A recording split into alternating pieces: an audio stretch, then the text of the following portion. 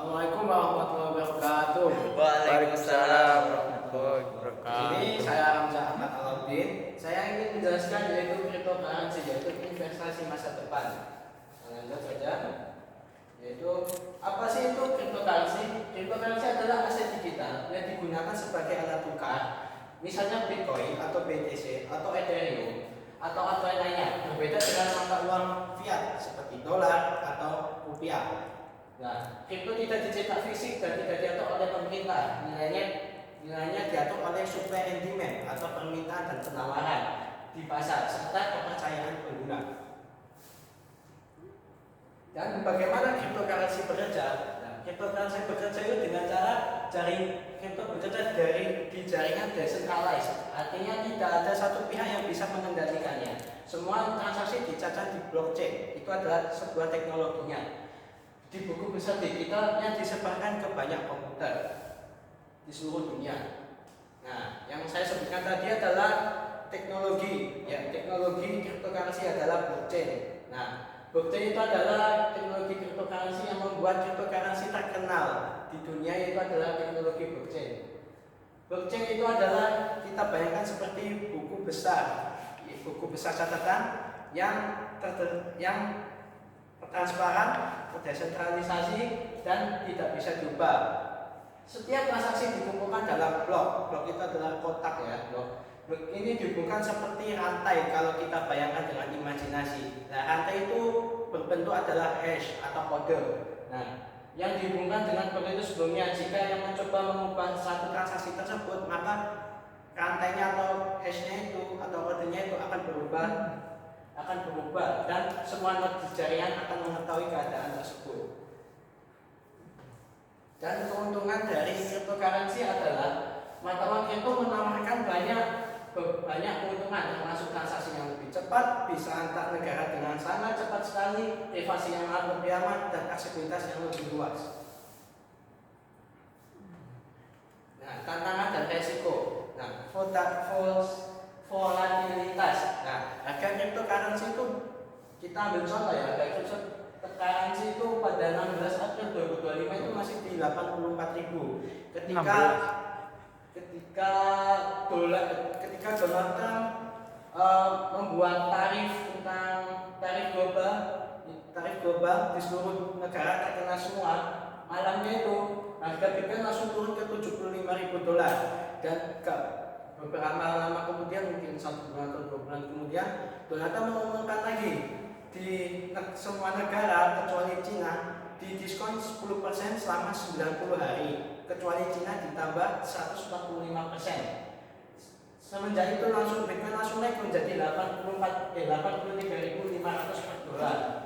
Yang kedua yaitu banyak penipuan kripto abal-abal atau scam yang memanfaatkan hype. Nah, biasanya kayak bulan kemarin, ambil contoh, Bitcoin sempat itu 140.000 per dolar. Itu udah viral di mana-mana, di Kompas TV, TV One, CNN, semua berita itu mengumumkan bahwa harga Bitcoin lagi tinggi-tingginya. Dari situ banyak penipu membuat koin abal-abalan, itu memancing orang yang tidak tahu sebenarnya ikut-ikutan atau FOMO membeli koin itu dan duitnya diambil. Itu biasanya kalau di cryptocurrency itu biasanya disebut rampul. Yang lanjut, koin yang paling populer di cryptocurrency sekarang ya tahun 2025 yaitu Bitcoin yang paling pertama, yang kedua adalah Ethereum, yang ketiga adalah Binance Coin, yang keempat adalah Solana. Dan itu mempunyai fungsionalitas masing-masing dan mempunyai kotak pintar tersendiri dan mekanisme transaksi yang lebih ramah lingkungan daripada Bitcoin. Peluang investasi itu sangat besar banget di market cryptocurrency. Investasi mata uang kripto menawarkan potensi keuntungan yang besar, tetapi disertai dengan resiko yang sangat tinggi, maupun dari investasi jangka panjang maupun jangka pendek, yaitu spot atau future. Investor harus menganalisis pasar yang bergejolak, menganalisis market yang sangat penting untuk meminimalkan resiko dalam aset ini. Sekian, terima kasih dari saya. Assalamualaikum warahmatullahi wabarakatuh. Waalaikumsalam. Mungkin ada pertanyaan? Silakan. Oh, silakan dulu. Itu kan tentang investasi. Ya. Terus saya mau tanya, apa perbedaan dari obligasi, reksadana, bersama investasi, bersama aset? Nah, 4 itu apa perbedaannya? Kalau investasi itu sudah mencakup semua ya? Oh enggak, berarti 3. Apa aja? Kripto, reksadana, obligasi, bersama aset. Yang membedakan atau keunggulan 4. Unggulan kripto dibandingkan dengan yang Yang tadi obligasi. Obligasi.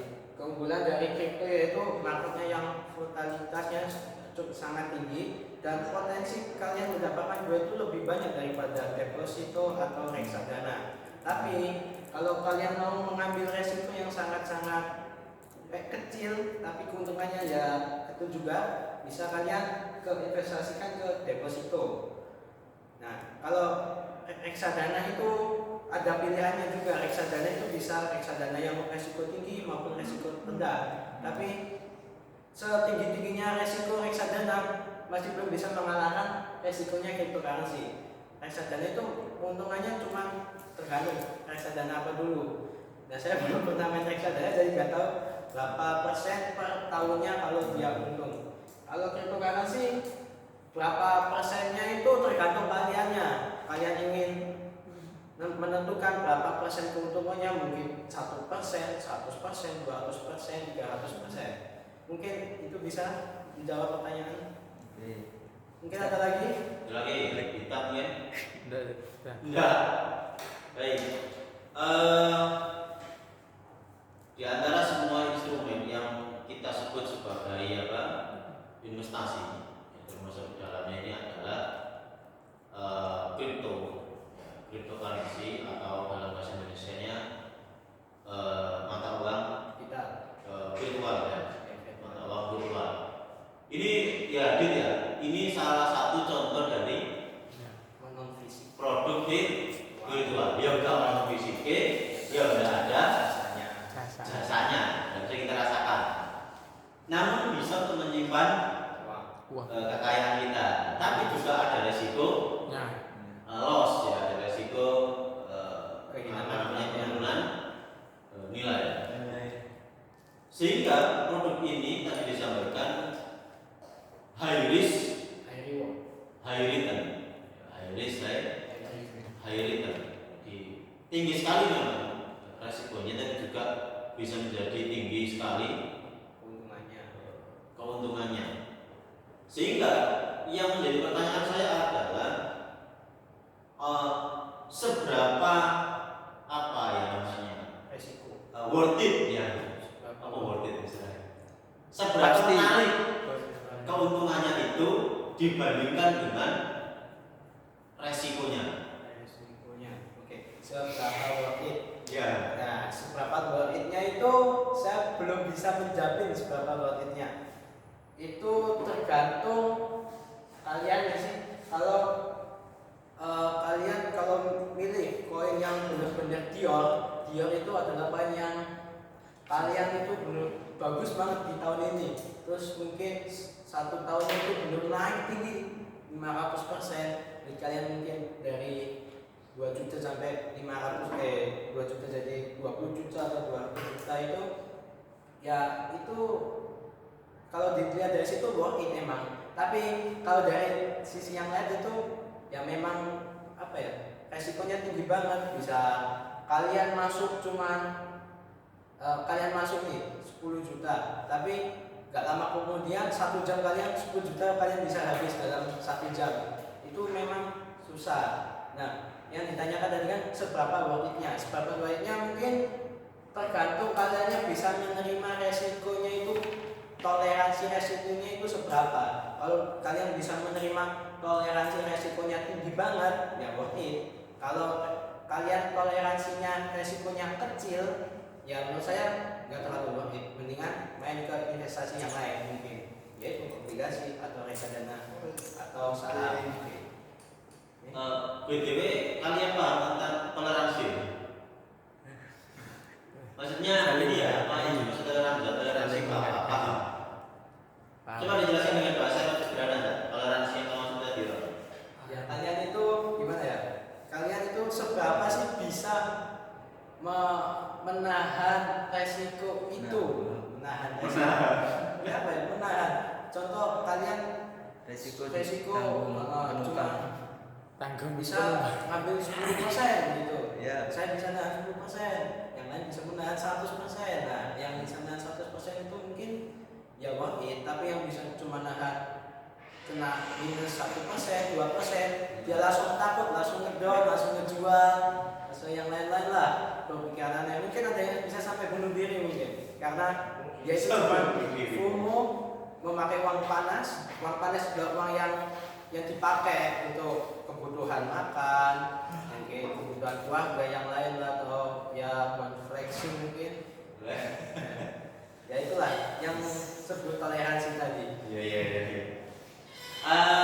Itu toleransi ya. Atau kalau saya boleh memaknai toleransi itu seberapa mampu kalian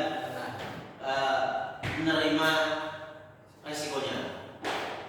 Kalau misalnya tadi kalau sudah terus 10% ya sudah saya jual. Itu namanya toleransi. Kayak kamu misalnya apa ya istilahnya, kalau nanti kamu jadi apa namanya, kayak guru ya misalnya, ketika anak ini melakukan pelanggaran ini, masih bisa ditoleransi. Gak apa-apa, tetap di sekolah ini, tetap menjadi bagian dari saya. Tapi jika anak melanggar lebih apa? Lebih tinggi, misalnya sampai pelanggaran level 2 atau level 4, ya sudah dikeluarkan karena sudah tidak bisa lagi ditoleransi. Artinya kita harus mengganti produk itu. Itu namanya toleransi. Gak tahu bahasa Inggrisnya apa itu. Terus, ya, berarti siapa yang main produk ini? Yang main produk ini, yang bisa menahan toleransi tinggi dan yang uangnya mungkin ya, kalau uangnya itu benar-benar udah banyak, terus uang utamanya, penghasilan utamanya itu udah terjamin, nggak bakal terputus-putus lah selama dia mati, atau dia udah mempunyai uang dingin, benar-benar siap untuk hilang sampai nol. Itu adalah yang benar yang boleh main ini. Harus ada kesiapan tinggi. Kalau ya kan banyak berita yang kesiapannya rendah, cuma ikut-ikutan, pakai duit panas, duitnya nol, pakai uang pinjol, bisa bayar, bunuh diri. Oh, berarti ada ya main kripto pakai pinjol ya? Ada, sempat viral beritanya pakai sempat pinjol. Ya. Bahkan ada anak SMA baru 17 ikut-ikutan pakai uang SPP. Ada juga pakai uang SPP. Ada yang pinjol, ada yang sampai ngejual mobil, ngejual rumah demi mendapatkan duit lebih. Tapi itu belum menentukan kita bisa dapat uang yang lebih tinggi. Artinya penting ya pendidikan tentang hal-hal kekinian seperti produk virtual juga perlu saya baru tahu loh kalau ada orang yang punya ide pinjol terus buat beli apa?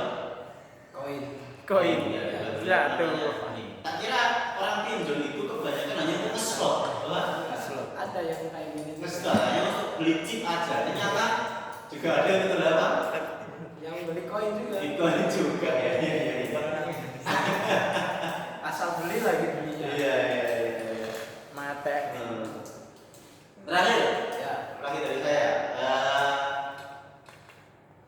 apa namanya, saranmu terhadap para pelajar, pelajar tentang fenomena produk virtual ini, sebaiknya bagaimana? Dilihat keluarganya. Belajar dulu, jangan mulai langsung pakai uang kalian dulu, belajar dulu sampai benar-benar paham banget. Nah, kalau udah paham banget, mulai dari ya pakai uang jajan kalian yang disisihin, yang udah benar-benar siap hilang lah. Main dari dikit, main spot dulu, coba-coba pindah exchange, pindah koin, cara pindah wallet kayak gimana, cara buat wallet gimana. Nah, dipelajarin dulu lah dari awal. Nanti kalau udah mempunyai hasil lebih atau kerja, baru boleh main future. Nah, main future harus hati-hati juga, jangan main pakai leverage. Nah, pakai leverage itu kalian bisa bahaya, duit kalian bisa hilang juga. Dan jangan lupa nyalain SL-nya, yaitu stop loss. Ya, duit kalian nggak boleh langsung hilang 100%. Oh gitu. Oke, thank you Bang.